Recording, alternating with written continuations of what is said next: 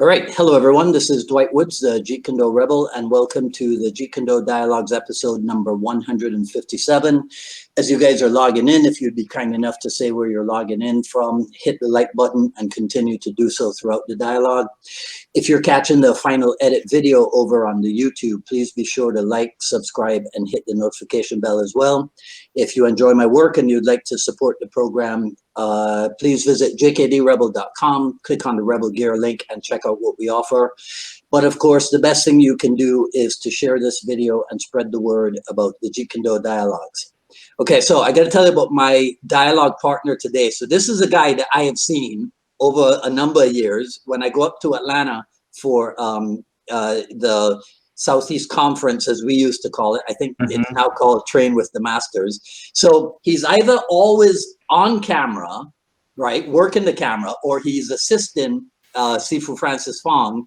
And then whenever Sifu Inosanto wants us old people to see how dynamic the young people are, right, he usually calls on Kevin, or he'll call on Kevin and one of his colleagues like John Sull, right? And it's always a pleasure for me to see these kids in action. And so today we get to learn a little bit more about Kevin Lee. So Kevin, welcome to the Jeet Kune Do Dialogue. Thank you. Yes, sir. Thank you. Man. Thanks for having me. Yeah, so I truly am envious of the way that you guys move and the way that you guys across the board, you have like really high level skill. So that's some of the stuff that I want to delve into a little bit later, but let's do the conventional thing and ask you about your martial art background, what you started in and what brought you up to today. So I didn't want to do martial art for a long time. I started off as a crazy kid. So my dad is always like, you got to do something to get your energy out, right? So when I was about 6 or 7-ish, he signed me up for one of the Wushu class at school, right? So he just kind of get me out of energy and have me train. And coming from a very traditional background, all the punishment my dad ever did to me was very martial art related. So if I did anything bad or anything that's wrong, he would have me do a squat, like just squat for like 30 minutes and just hold it right there. Yeah. So that's how I started. So I started with Wushu for about 7, 8, 9, 2 years and a half. Okay. And then we moved from my hometown to a different city when I was in Taiwan. So then they didn't have a Wushu program. So my mom signed me up for one of the local community Aikido program. Okay. So then I trained Aikido for about 1 year and a half before we moved to the United States. I see. Yeah. What's the martial arts scene in Taiwan like? Well, I think we're slightly more traditional at that time period, at least. Very traditional. So the Wushu program was very strict. You have to do what they were told you to do, right? So you do like your routine exercise, you do your stretches, you do a performance. Aikido was the same way. It was very strict on that. We are very big about respect, right? As a culture. Yeah. So yeah, of course that was kind of like the environment, very, very strict. But when I moved to the United States, I started with Taekwondo. I changed the Taekwondo program. So that I kind of see the difference between the teaching style from United States versus Taiwan. Here are more relaxed, right? You're kind of in like a fun environment. You kind of enjoy the environment. Whereas Taiwan is like, they used to beat you. You get spanked. Did you have a preference, or do you have a preference now for the approach? I'm kind of like in the middle. I'm kind of in the middle. I like having that discipline, but I also like to have fun. So yeah. Okay. Stay in Taiwan for a second. How did Aikido end up in Taiwan? Do you know? So I mean, for a lot of people who actually don't know, Taiwan was colonized by Japan for about 90 some years. So we have a lot of influences from Japan, like not just martial arts, but building, some of the eating style, the language, everything was kind of brought from Japan to Taiwan. So Aikido at that time was brought by the Japanese to Taiwan. So is Judo. So judo and taekwondo judo and aikido was very popular at one point because of Japanese. Yeah. Okay. And you guys moved from Taiwan straight to Georgia, or did you go somewhere else first? Okay. Straight to Georgia. Yep. Yeah. And so then you started in taekwondo in Georgia. Correct. And you spend how long in that? About 4 years. Okay. So that's enough to make you what, like a 5th-degree black belt, right? No. I'm kidding. I'm kidding. I'm just kidding. I wish.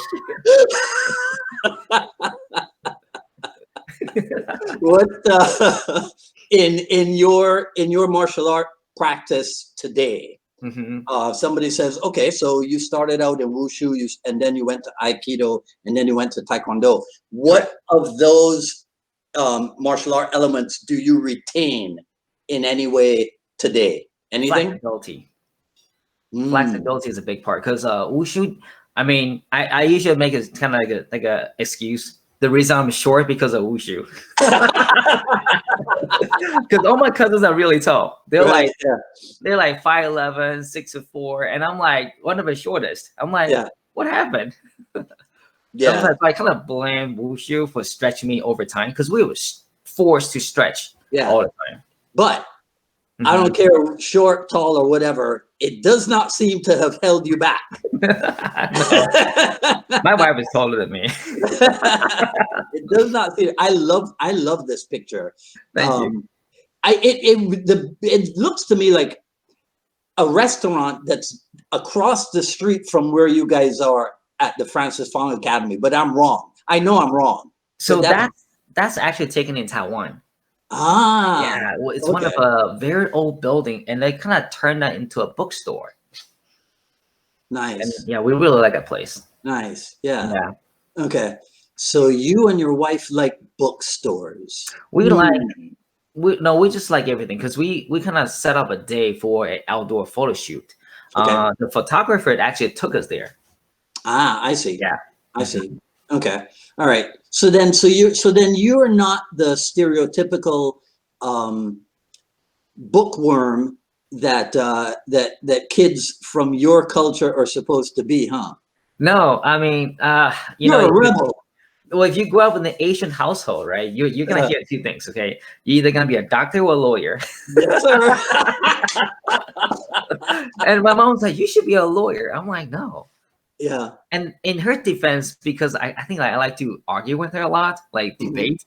So she's like, you're wasting your talent not to go into a law school. Wow. So, but I'm like, no, I'm just not interested. Okay.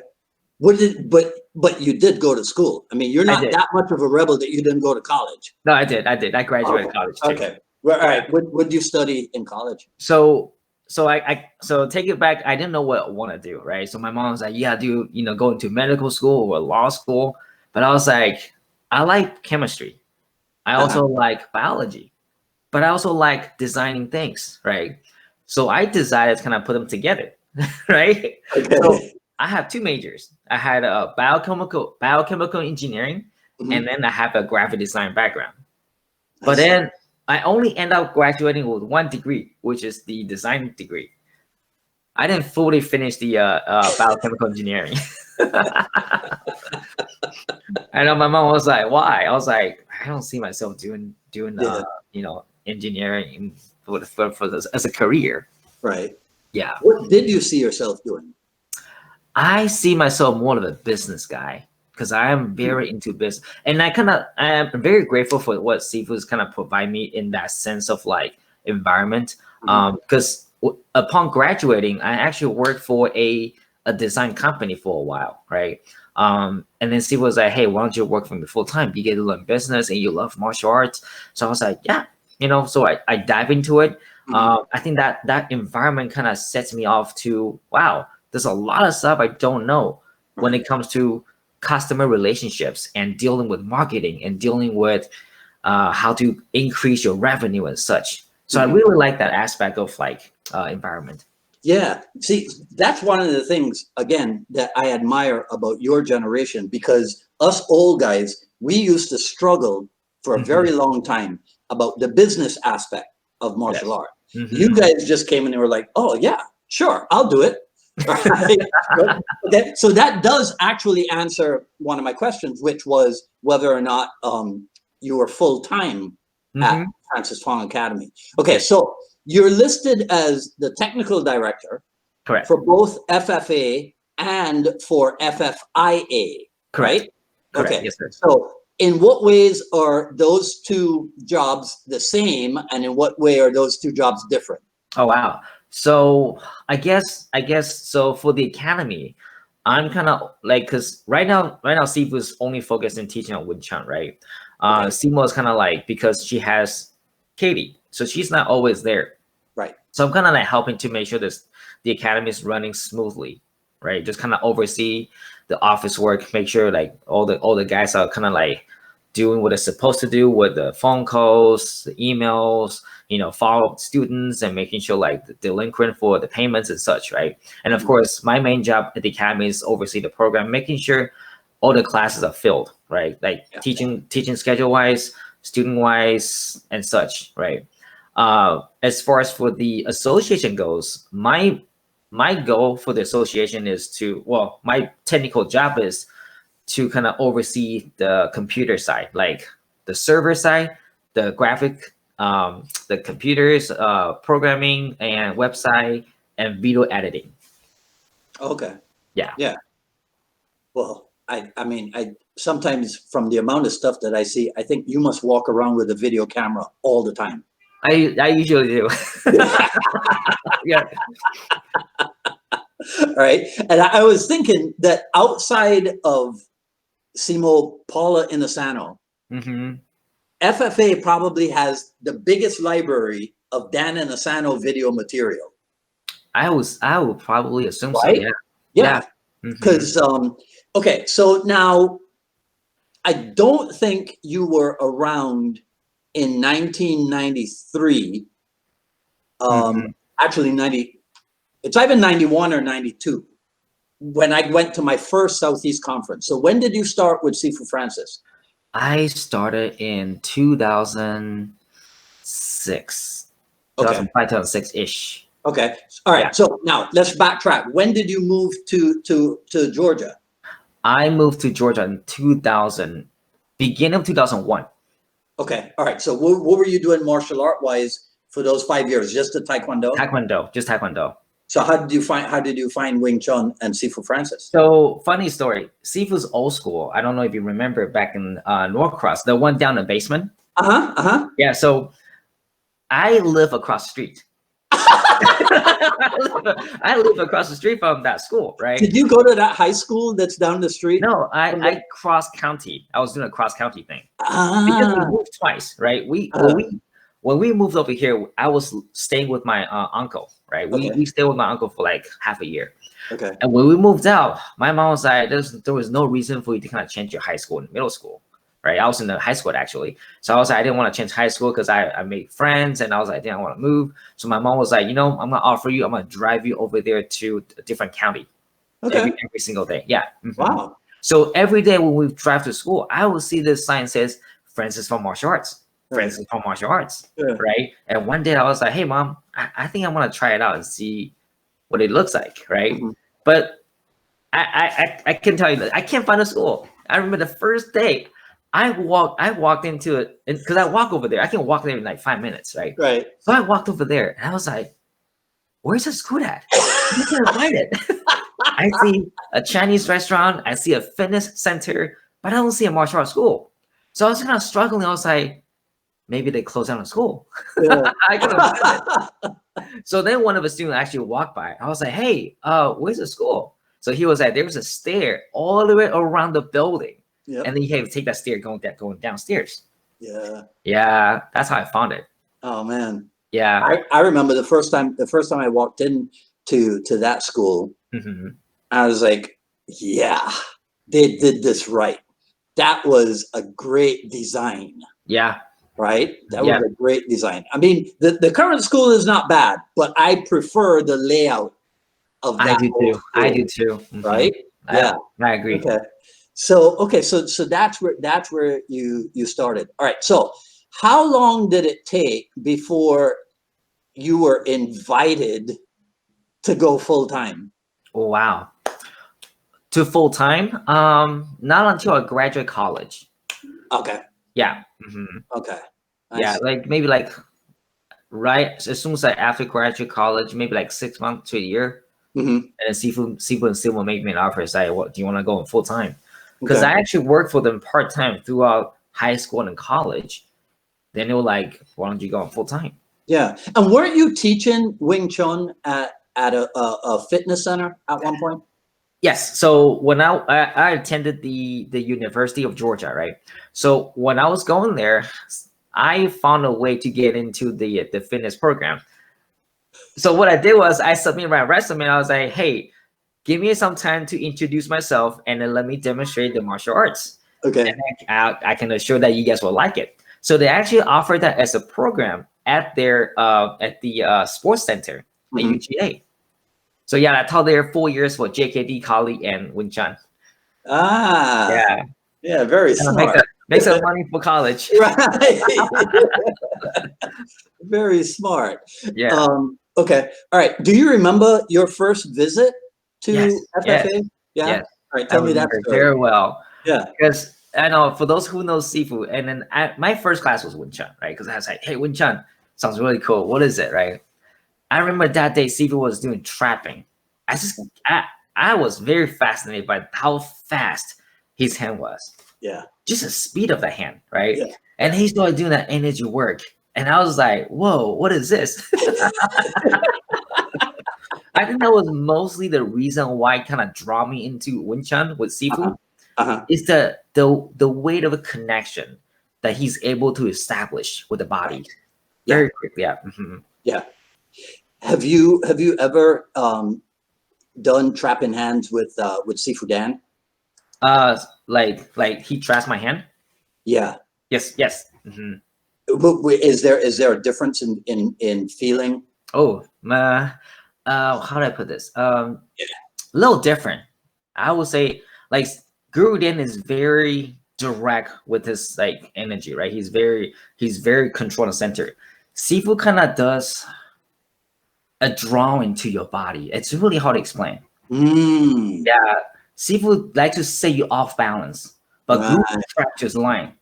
Like Guru will just go straight to your line, but Sifu likes to draw your line. Like whenever I trap with Sifu, it's not because he's crushing me, but he's drawing me into him. Yeah. Yeah. Huh. Yeah. That's pretty cool. Yeah, it's very interesting. Yeah, that's pretty cool. I mean, because I think energy-wise, Mm-hmm. I don't think there's anybody like Francis Fong out there. Mm-mm. Right, and No. you know what I mean, right? Yes, yes, sir. Yeah, I don't think there is. You know what freaked me out the very first time I saw him do it Mm-hmm. was the Friday evening, the 4 hours of Wing Chun. The Friday evening at the start of the Southeast Conference, Mm-hmm. and this was when he had started getting into the grappling. Mm. So this was before there was the mind blown emoji. Right? But that mind blown emoji, that was my face for I was like, 4 hours. Yeah, right. Yeah. I mean, it was amazing, and you know, I mean, but I had known him because I met him Uh-huh. the very first time that I met Dan Inosanto. Oh wow. Yeah, yeah. In 1983, my 2 weeks of camp. Mm-hmm. My first week was with Dan Inosanto, and my second week was with Francis Fong. Wow. Yeah, you see, because I knew that Bruce Lee had gotten his start in Wing Chun. Mm-hmm. So I wanted to train in Wing Chun as well to see, you know, how What is it like? yeah, to see how I could make sense of it, right? Mm-hmm. So yeah, so I've known Sifu Francis since then. Wow. Yeah. So he's always been one of my heroes, Mm-hmm. right? You know, so okay, so now that you are in charge, let's say, of Mm-hmm. everything. Right? I'm not technically in charge, but I'm Yeah, helping. right, I know, right? What's Wait, no.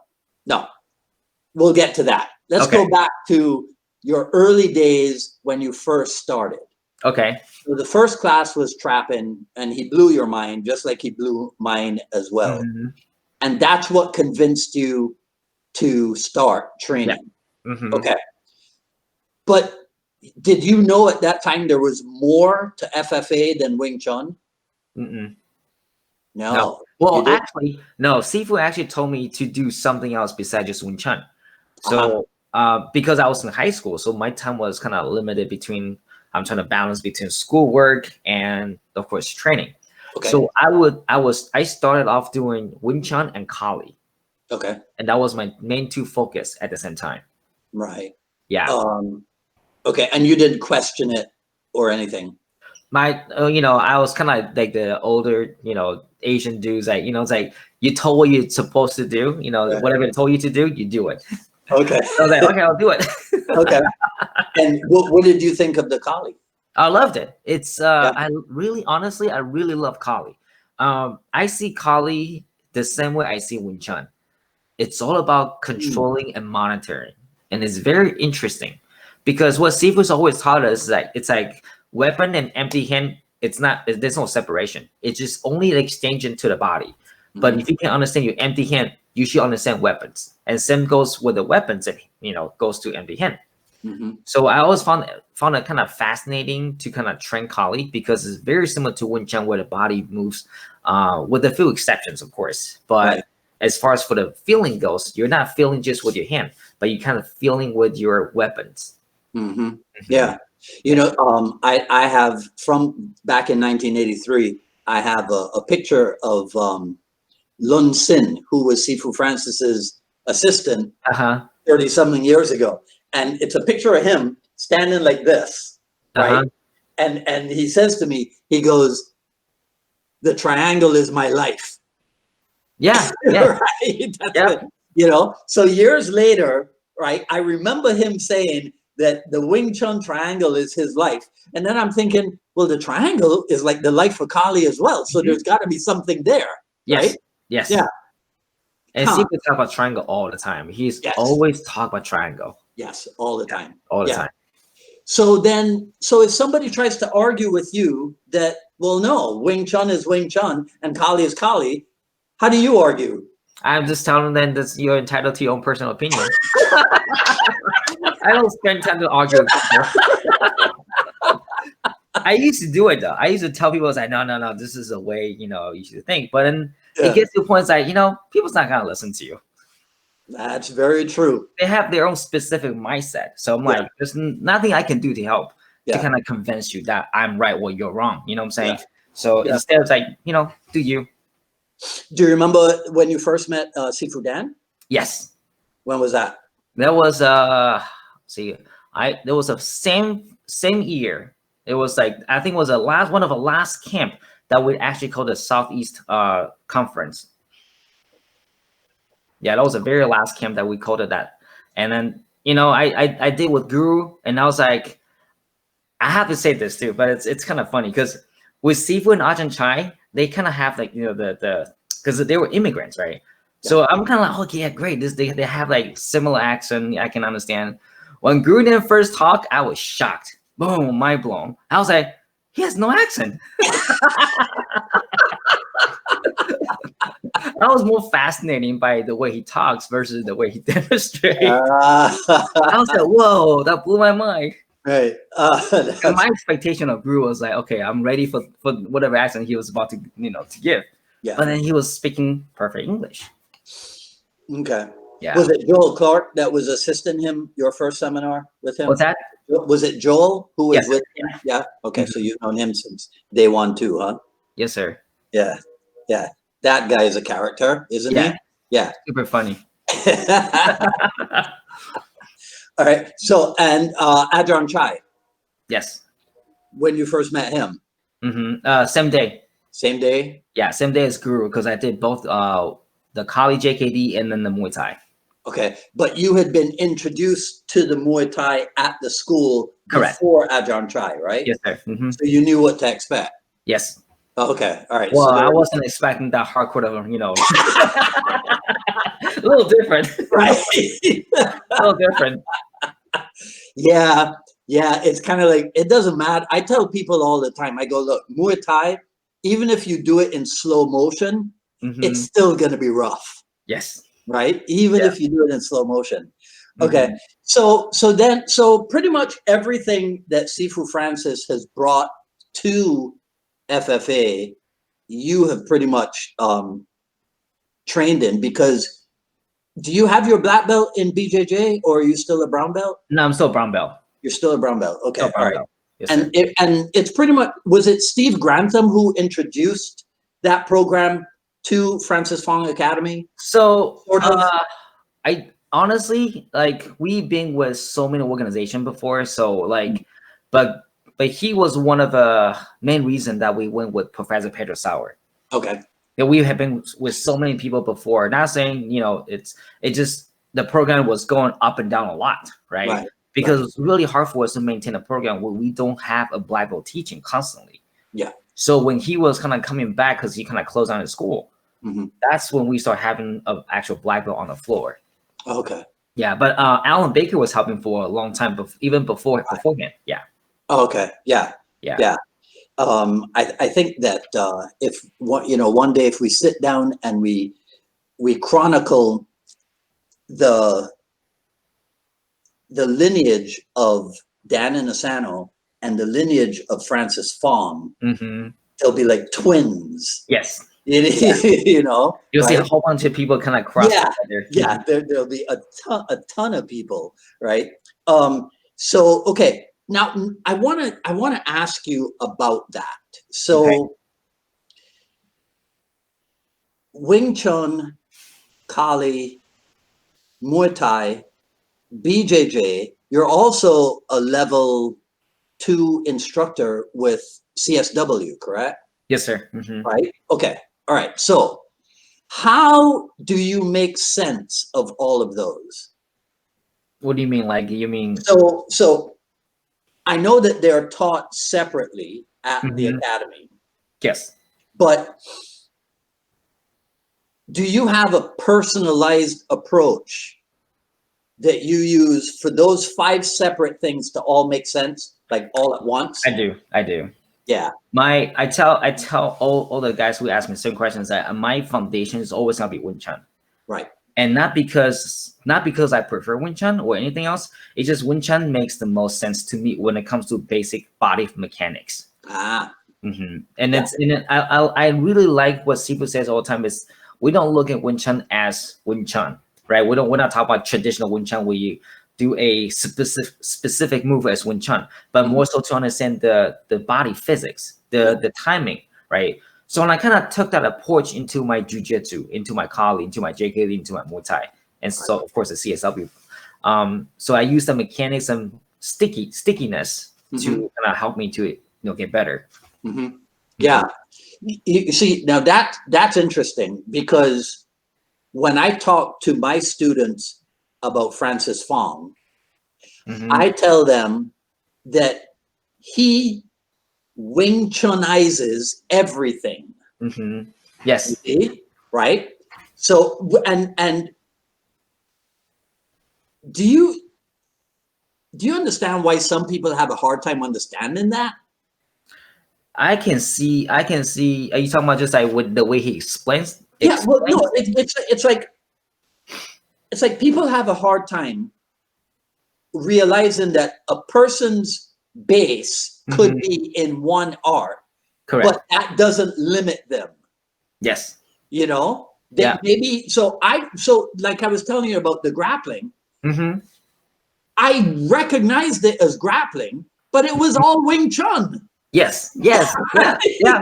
You know, it was all Wing Chun. Yeah. So I don't. Have you ever had to explain to people what's going on? Yes. A lot of time. Okay, so let's pretend that I am an idiot, and I come, to which you're not. right? I come to train with the masters, and I sign up for 5 p.m. to 9 p.m. Wing Chun with Francis Fong, and 1 hour in, we're grappling. So I come to you and I go, Kevin, I thought we were going to be doing Wing Chun. What's going on here? What do Well, you say to me? I usually tell the guys that we're not strictly just emphasize Wing Chun, like the traditional Wing Chun. We got to look into the deeper understanding of how we do trapping and chi sao with a full body. Like, because we have this like mindset of Wing Chun trapping is always stand up. Wing Chun trapping can only be doing this, or maybe chi sao has to look like that. But what we kind of start teaching is you can technically trap even if you lay on the ground. You can trap even if you pull someone in the guard. Yes. You're trapping the hands. Like we talk about open guards, right? I play a lot of open guards. Open guard to me is more like an understanding of a chi guard, right? The circulation of your hips, the movement of your legs, the stickiness of your toes. It's kind of like a similar concept of chi sao, but except you're on the ground. Right. So the way I explain to guys like that is like, hey, we're doing an experiment of understanding mechanics, but using closer range.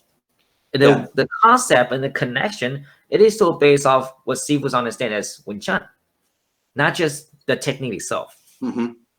Yeah. Yeah. I mean, it's like, well, you can do an arm lock standing and you can do an arm lock on the ground, can't you? Yes. Yeah. Right. Yeah. So, yeah. Okay. So we have so you have the separate classes at the academy, but are there separate programs? I mean, so are there programs that people can sign up for, and in this program you train in these classes but you don't train in those classes, or are people free to pick and choose? They can pick and choose. So we lay out our program as like 2 classes a week, or you can do 5 classes a week, or even unlimited classes. Okay. In those classes, you're basically free to choose whatever you want to train. So in other words, if you have 5 classes a week, you can choose like 3 Wing Chun classes, 1 Kali, 1 JKD, and that's fine. It's a mixture of the classes that you kind of pick on your own. Right. But if you sign up for 2, can you still pick and choose, or you have to stick to 2 particular? You can pick whatever 2 that you want. So let's say that we have a schedule set up, right? You have 2 classes a week. You just choose any 2 that you want to take in that week. Right. Yeah. Okay. Now, does that present problems for tracking the student's progress? Yes and no. No. So the way I recommend is if you only have 2 classes a week, try to stick to 1 or 2 program at the very max, right? Okay. Because it's not really hard for you to progress into the system if you're jumping from system to system every single week. Now, of course, we have a program that kind of helps us to track the attendance, so that we don't lose all the progress of a student. Right. But for their own personal benefits, we tell them to stay either in 1 program or 2 programs. Right. If you only have limited time. Yeah. What's the most popular class? What's the best attended class? It used to be Wing Chun. And I say used to be is because ever since COVID, because we have the biggest program just kind of shrunk. Right. So now it's kind of average along with JKD and Muay Thai, but it used to be the biggest program before COVID. Yeah. Yeah. Damn COVID. I know. Yeah. All right. So what about being, from a traditional background and what have you, for your own development, how much history of martial art do you study, or have you studied? I'll have to be honest. I have not actually studied into history of martial arts until I met Sifu and Guru. Because back in the days, when we used to train, even like Aikido or Wushu, right? We don't really talk about the history. The Aikido guys will talk about history, right? They'll talk about how the art was brought from Japan to Taiwan. But as far as Wushu goes, it's more so for training to do the movement. Yeah. So we don't really talk about the history aspect as much. Yeah. So I got to show you this, because I found this while I was looking for photographs to embarrass you. But I didn't find any photographs that could embarrass you, but I found this really interesting one. Look at that. That's a good picture of Sifu. That's a hell of a picture, isn't it? Yeah. Oh my God. I mean, Who cannot look at that and go, I think this guy is the real deal? Yeah. Right? Don't you think? Mm-hmm. I love that picture too. I think that guy is the real deal. Just looking at him. Yeah, I think that's it. Yeah, if I came across somebody like that, I'll train with him. Right? I'll train with him. Yep. Right? Okay, I will try to embarrass you with this picture. Give me 1 second. Let me grab it here. Okay, I'm going to try to embarrass you with this one. Okay. All right, here we go. Wait, where is it? Okay.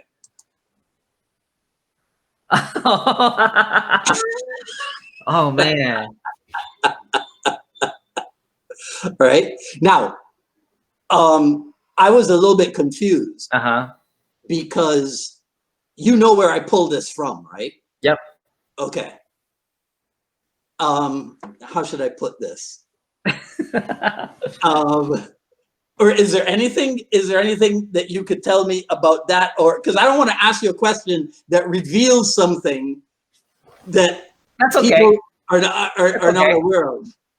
No. This is not on your page. It's not. It's on another page. Correct. Right. But that's you. That's me. That's not the person's page. I mean, that's not the person whose page it's on, correct? That's you. That's me. That's me. Yeah. Okay. Because I wasn't sure if you had a twin brother. I don't have a twin brother. No. Okay. Now, I think that was taken from my sister, like my sister's page. I'm not sure. No. No? Okay. All right. No. I know who it is. Okay.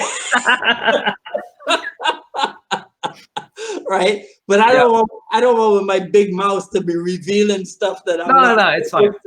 I'm very open. There's no secrets. I'm an open guy. All right. Okay. So, all right. Tell us the story now about Eric Paulson and your CSW. Okay. Because I think he came to the Southeast Conference. Right. At one point, yes, he was added to the roster. Correct. Okay. Is that how you started with him then? No, actually, no. I did not know of him back then. I was introduced to him by Alan Baker. Okay. Yeah. Okay. And I got into CSW because of him as well. And I loved it ever since. Yeah. Because he's a character. It's really hard not to like him. Yeah. So when you stop and think, do you have any regrets about chemical engineering, graphic design? I still do graphic design. Right. Like I still do freelance graphic design. Okay. But as far as for I think the only regret for me for college-wise, I wish I started doing business. Because a lot of stuff I do now, I kind of learn on my own, or maybe attend like workshops or seminars and start research on YouTube and kind of find out like what's a newer idea, right? But I kind of wish I did that back in college, so I have more of the concept. I see. Yeah. Is there? Do you think there's any martial art group out there that has the business aspects down pat, like perfectly? I don't know if the word perfectly is like, it's hard to wrap around the word perfectly, because I think there's always going to be room to improve. And I remember when I used to attend the Century Super Show, right?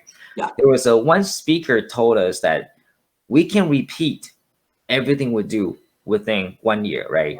But if you take that experience and you repeat that 7 times, you don't gain 7 years of experience. You technically still have 1, because all you did was you repeat that same process 7 times. So at the end, you don't have 7 years of experience. You only have 1. So what did you do? What did you do differently this year than last year? And did that work? Or did it fail? Right? Yeah. So that's kind of like the mentality that I have now. It's like, I got to do something different every year. and what are the options that I have, what are the improvements that I can do. That's kind of like what I'm kind of like approaching the business now. What's a business goal for 2021? I want to at least go back to where we used to be. Yeah, right. Right. Yeah, that's a big part of for the school, is that we want to at least stay in business, right? That's the goal for this year. For next year is at least bring it back to what we used to be, and then I'll grow it from there. Yeah. It'll be a relief to get back to normal. God. Yeah. Right. Yeah. Okay. So give me an idea of your weekly schedule. So pre-COVID, right? So we're not talking about now. So pre-COVID, Monday morning rolls around, and what happens? No, what do you mean, like Monday? Yeah. Right. Because we have probably a bunch of your fans on here, people who follow you on Instagram, people who follow you on the YouTube, right? And in between. So I'm asking this for them. They want to know, when you wake up on Monday morning, right? What's the routine? Are you working out before you get to what time do you get to the academy? What's on the schedule? All that. Okay, so I have different plans for the schedule, right? And I have to give credit to Alan Baker. He actually gave me this idea of how you plan your day on Monday, right? Because he said that Monday was the best time of your, it's like the best time of your week. You plan all your schedule for the rest of the week, starting from Monday, right? And Monday, it's like, what he used to tell me was, we start to eliminate out everything that's useless into our schedule, right? What makes sense to you today may not make sense to you tomorrow. So let's start doing things that works out the best for you, right? So my Monday, usually same routine. I wake up, I start planning what I'm gonna do today, and I'm planning for the rest of the week. But usually I start off doing like, depends on the focus on this week, right? Because lately we have been trying to emphasize more on the organization. So my Monday is always why I wake up, I organize the curriculum, because I have to think about how I reorganize a curriculum that makes more sense to people, to our affiliates, versus here's the knowledge that we have and we're trying to squeeze it into your brain, because that's not how it works. We had to simplify the mechanics, the system, so it makes it easier for them to understand, right? That's kind of my routine. Then I go from there to kind of like, okay, now I brainstorm how about marketing for the school, marketing for the association, and then I start doing my graphic work or editing and such. Yeah. Yeah. Are you the webmaster for the association and the academy? Yeah. Yes. Did you learn that in school, or did you teach yourself website? I taught myself how to do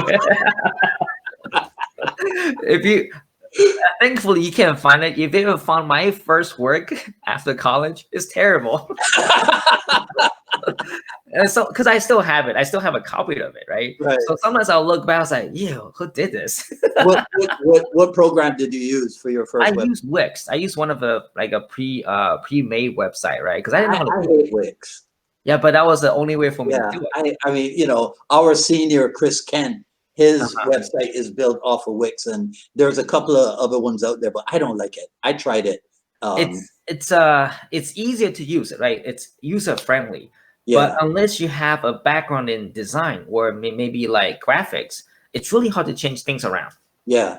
I'm not a big fan. All right. So this is how much older than you I am. I built my first website in Microsoft Publisher.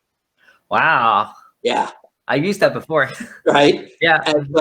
So now I have it built, and now I get in touch with the web hosting company.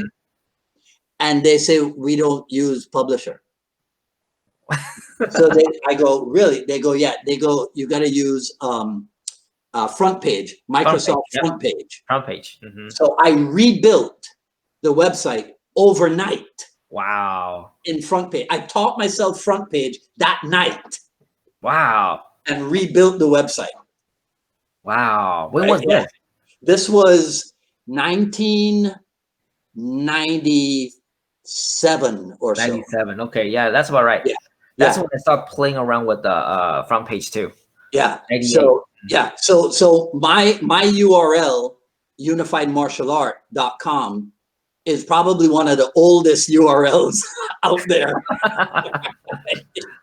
It's like when Google sees this one, they go, "Oh my God, this one's been around for a long time," right? There's some history to it. Yeah. So, okay. So let me devil's advocate on you here, right? Because let's say there's an idiot who has been listening to us talk for the past 45 minutes. And he says, "Where's the Jeet Kune Do?" What do you say to him? Well, I think Jeet Kune Do is a way of life. To me, it's all about the lifestyle, right? Well, see, now, you're too esoteric.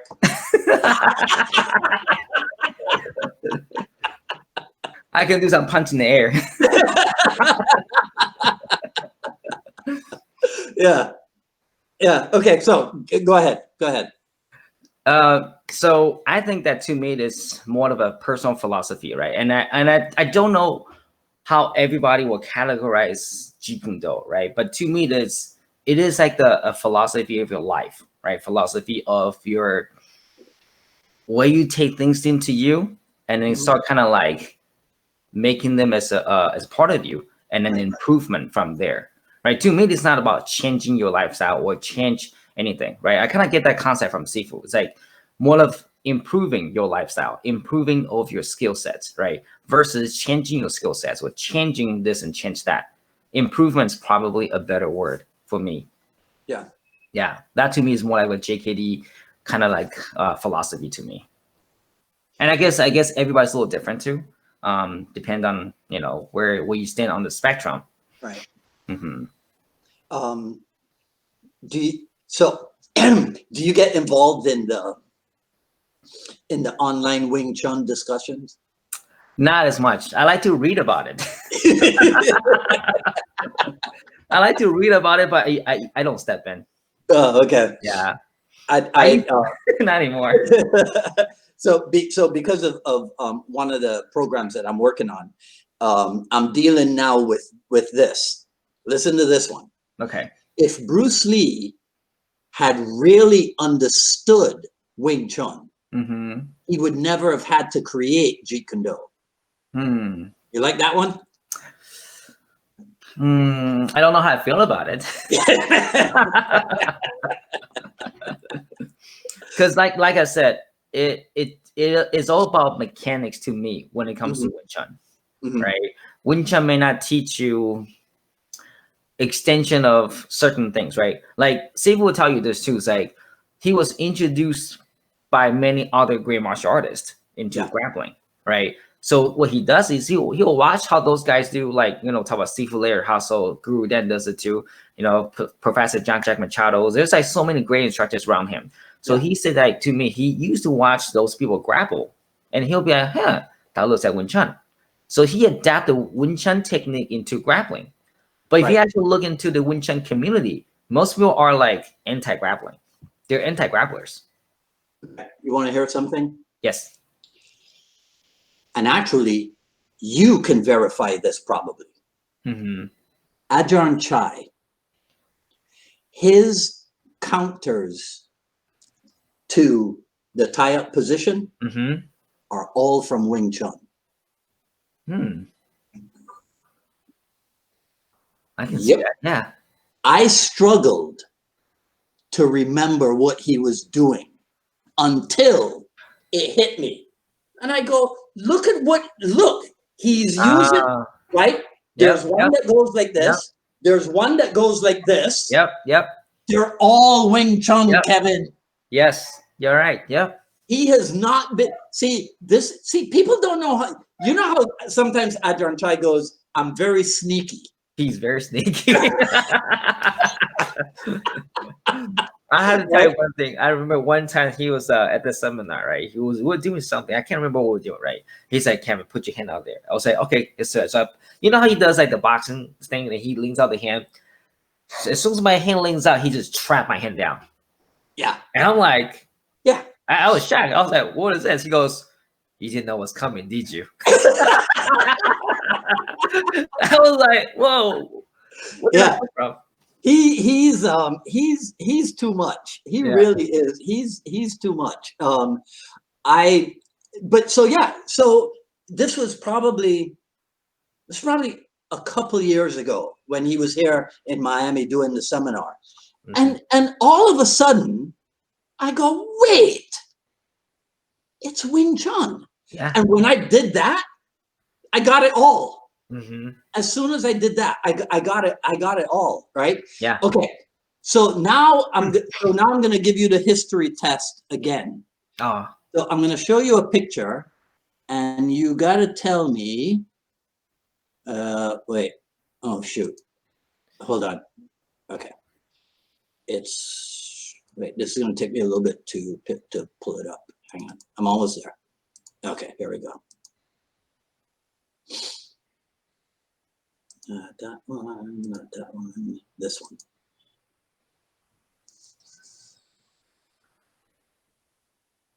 Wow. Have you ever seen that picture before? No, I have not. This is the first time seeing it, but I know who that is. Right. Yeah. That's what I was going to ask you. Mm-hmm. If you knew who that was. Yes, sir. Yep. Okay. All right. Nice. Wow. Okay. We'll keep that between us. People are going to be like, what the hell are they talking about? Right? Like, you should know. If you don't know, we can't help you. That's right. Right? Yeah. Mm-hmm. Okay. Now, what about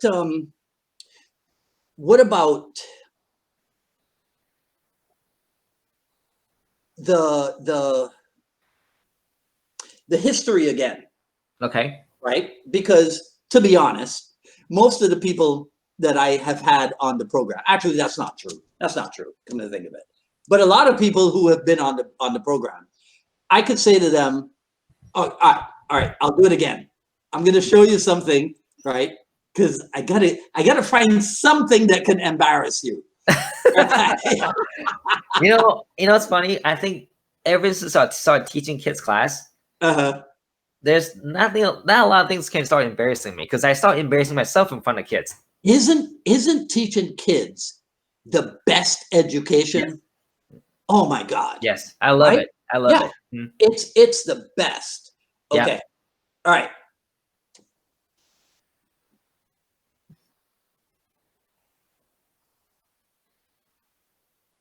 It looks familiar. Right. See, you have to. So here's what happened to me today. Mm-hmm. I was working on this other project, and I had to look up 1970s kung fu in Barbados. Right. Yeah. That's where this comes from. So that is the immortal Chan Sing, who was a big time kung fu movie star. So what's your experience with kung fu movies? Oh wow. I grew up with Jackie Chan. That was like everywhere. Jackie Chan. Yeah. Yep.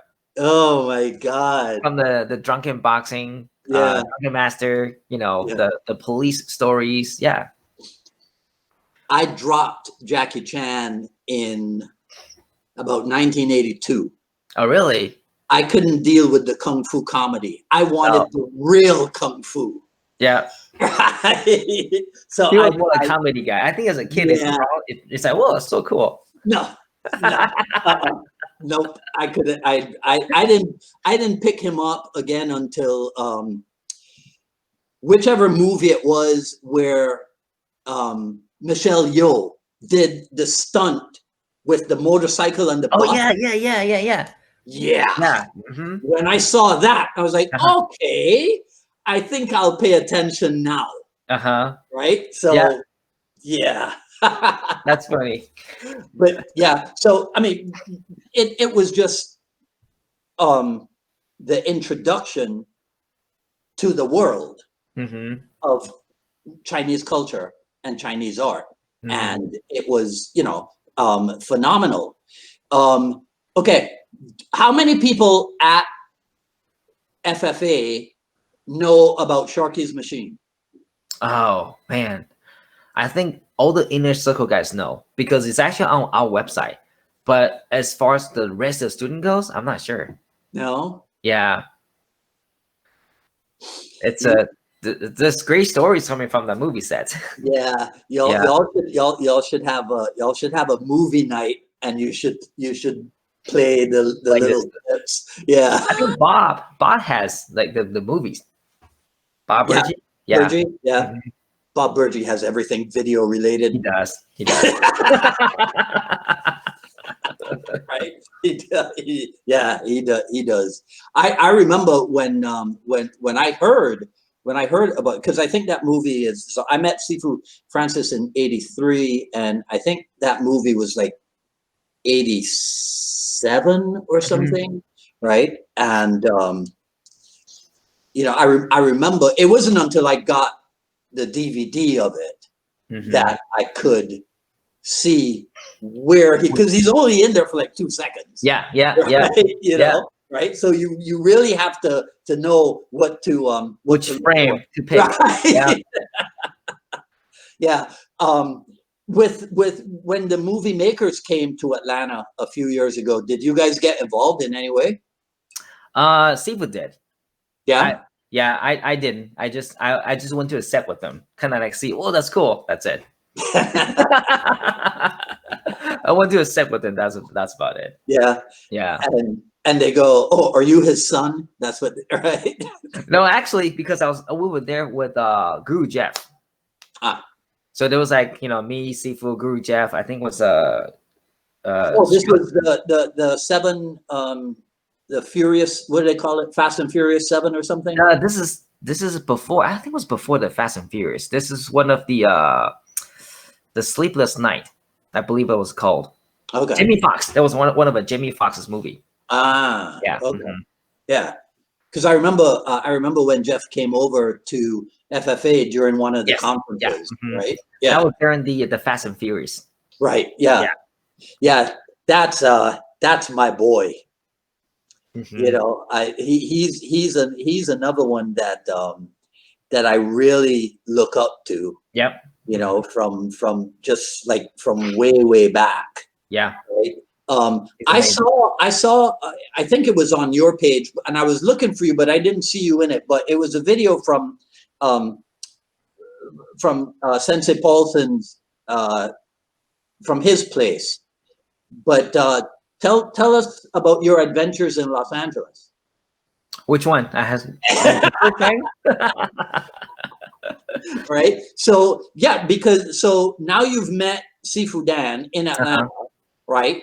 And were you immediately enrolled in his program, or did that take a while? It kind of took a while. Because when I trained Kali, I wasn't as active in JKD in the beginning. I was more into Kali than JKD. I trained JKD because I was trying to keep up with my flexibility, kicking and such, right? Yeah. But I did not pursue towards a rank because in the beginning I was like, this is not. I wasn't kind of like into ranking system. Mhm. So for about a year and a half, I did not test, right? So I was a white belt the whole entire time. And until one day, Seymour Tracy came up to me and said, Kevin, you have to test. I was like, but I was not interested in testing. But she was like, but you're intimidating all the white belts. I'm like, she's like, people that walk in and look like, that's not a white belt, but why is he a white belt? So I was like, but I wasn't planning on testing. Yeah. So she kind of talked me into testing. So I was like, okay. So I test and move on from there. Right. Okay. What was your first LA trip like? Awesome. That was great. So my first trip, I went out with Sifu, but I wasn't his assistant yet. I was there because a whole bunch of people from the academy were like, "Hey, why don't we make a trip to the Legend Camp?" Mm-hmm. So me and my buddy with two other, the friends from the academy, we just went to the Inosanto Academy. It was really, really cool because I remember I walked in, I was like, wow, this is the place I've seen on YouTube and the movies. There's so many pictures on the wall. Yeah. I think I spent more time looking at the picture than paying attention to class. That's true. I mean, it is like a museum. Yeah, it is like a museum for sure. Yeah. Wow, that's funny. That's Yeah. funny. All right, so what what are you gonna do the rest of today? Nothing really. I was planning to, to cook dinner with my wife Yeah, and yeah. hang with puppies. I just got myself in trouble for not cooking dinner. My wife kind of expect me to cook. Yeah. Sometimes. Does she think that you're a lunatic? What do you mean? Like a Is good she a cook? mar- she's not a martial artist, is she? Right. Okay. So does she think you're a lunatic? A lovable lunatic. Yeah, I think so. Well, funny story, right? I think she was attracted to me only because I do martial arts. Ah. Yeah. So when we start kind of seeing each other, she was like, "Nah, I don't know about this guy," right? And then I was like, in my profile, I said I do Wing Chun. Then she goes, "You do Wing Chun? You know it, man?" I was like, "Whoa!" I think that's how I got her attention. Right. Ah, you did it the Because right of way. I guess I did. Did it the right way. So then she was like, I was like, yeah, I do Wing Chun. I also teach Wing Chun. She goes, no way, no way, that's awesome. Yeah. So I took her to the academy, right? Because I want to try to show it off, try to get attention. So I kind of took her to the academy. So I kind of have her sit on the side while I was like teaching class, So I kind of fenced out a little bit that Right. class. Yeah, Oh, just kind of trying to get her attention. yeah. Hey, man, that is the way to do it. Yeah. Yep, that is the way to do it. Mm-hmm. That was good. That was good. Right. All right. So okay. So listen. Let's close this up. Okay. Let's be serious for once. Yes, sir. So in doing my research, I came Mm-hmm. across this as one of your favorite quotes. Life is about learning from experiences. Mm-hmm. Never be afraid to make mistakes. Correct. Talk to me about that. I think that we all have made some sort of mistake in our life, right? And it's hard for us to kind of look back and like, hey, man, I wish I'd done this way.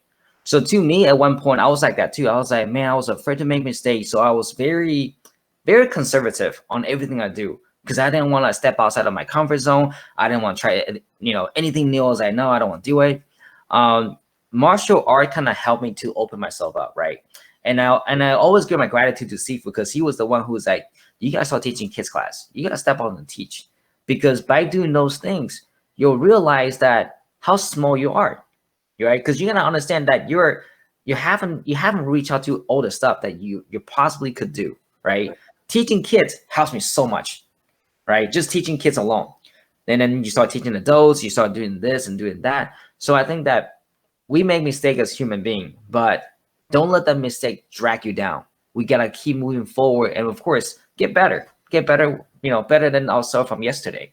I think that's kind of like my philosophy for life. Nice. Yeah. You are wise beyond your years, my friend. Thank you, sir. Thank you. And I give that to martial arts. All right. Okay. So tell people what's the best way for them to get in touch with you or to find you. Facebook is the best way to contact with me. Instagram. You can check me out at Kevin Lee Vlog. Facebook is also a good way to kind of get in touch with me as well. Or check out Francis Fong Academy website. Okay. All right. Now, who is somebody that you think I should have on the Jeet Kune Do Dialogues? I would say Alan Baker. I've reached out to him. I've reached out to him, right? I'm going to drop some names and you can tell me why they have not accepted. I've reached out to him, Bob Burgee, and I think I even talked to Steve Grantham and Levon Martin. Yeah. I have not heard from any of them. What? I'll text them for you. Please. I'll poke them for you. I'll poke them for you. Coming from you, maybe I'll get somewhere. Okay. And I can start 2021 with a bang. Okay. Yes, sir. All right, man. Well, I appreciate it. Yes, sir. Thank you. I hope you had a good time. Yes, I had a good time. Thank you.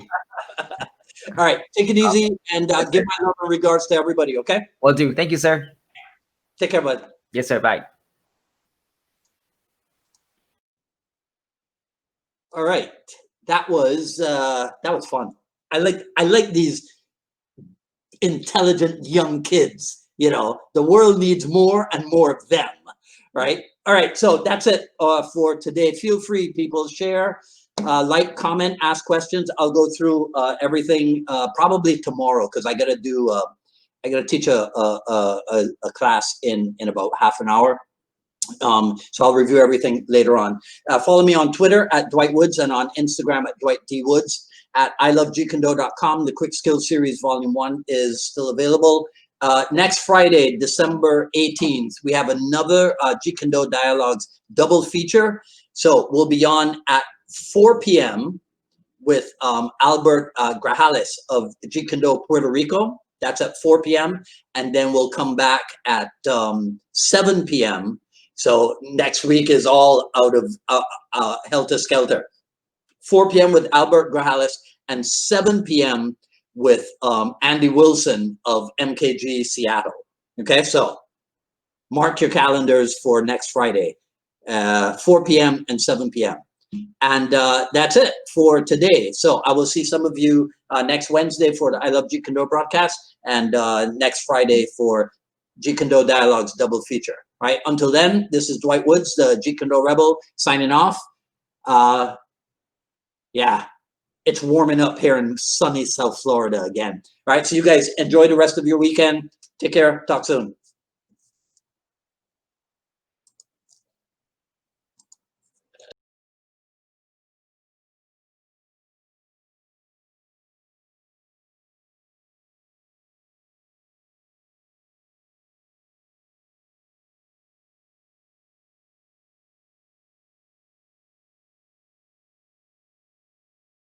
Hi, my name is Kevin Lee, and I'm from the Francis Fong Martial Arts Academy. I'm going to show you guys a few trapping variations that we teach at Academy today.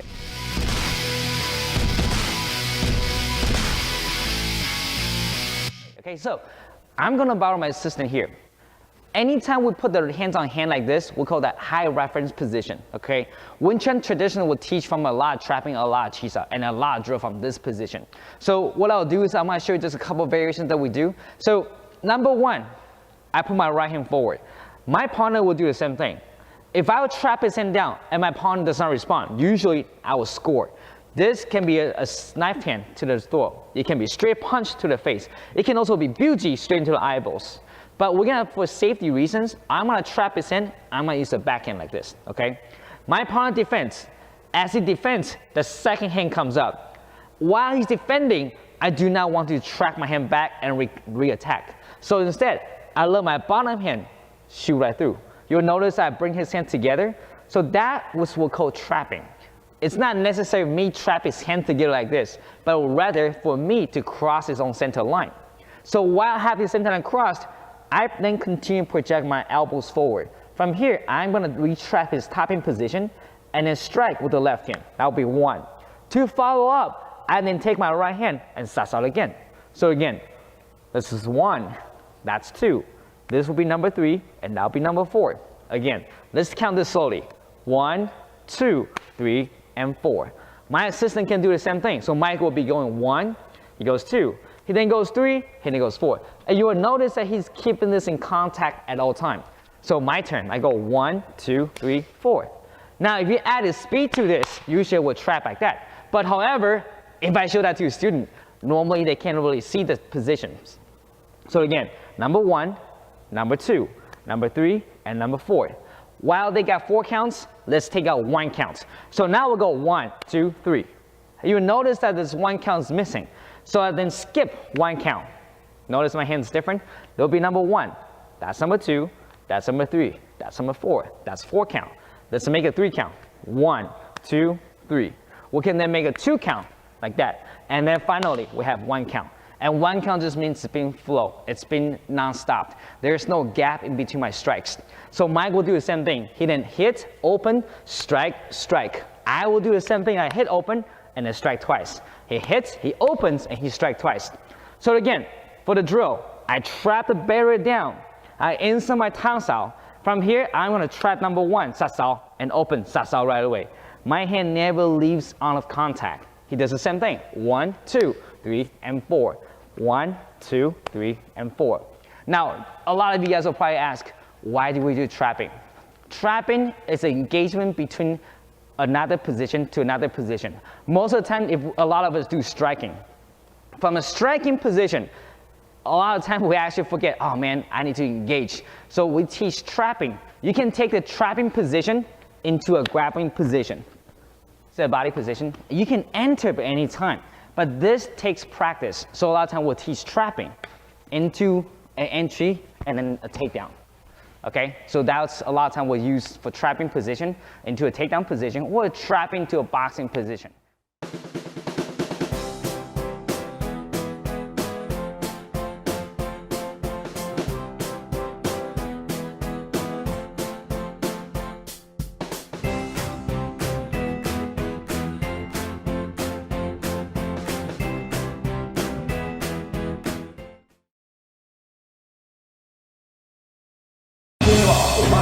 Now we're going to listen to back, that's it. Number one, skip, that's it. That's it. Okay, so I think for this, that's it. The training purpose as the up, drop, and like the